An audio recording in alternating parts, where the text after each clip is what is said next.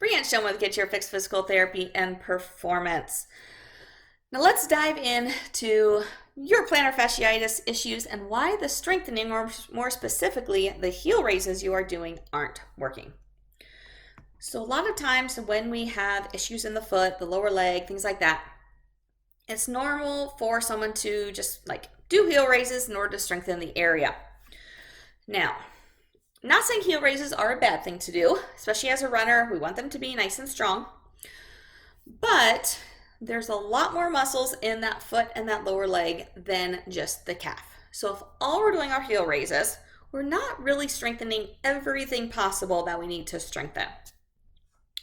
The other thing to think about is, how are you doing those heel raises? Are we just going up and down really fast just to get them in? Or are you actually thinking about what that control is like, where you're going nice and slow on the up and slow on the down, keeping toe contact with the ground the entire time? A lot of times I find people are going really fast through it, and so they're not really getting the full effect of a heel raise. Especially because we want to be able to control that lowering phase. And if we're not controlling that lowering phase, we're doing ourselves a disservice in that exercise anyway.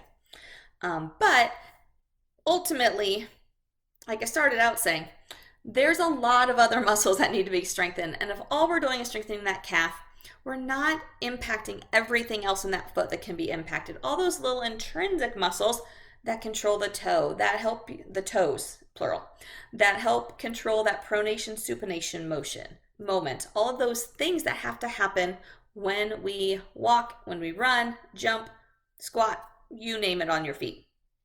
So until you start addressing and strengthening all of those things, most often the symptoms that you're feeling with a plantar fascia aren't going to go away.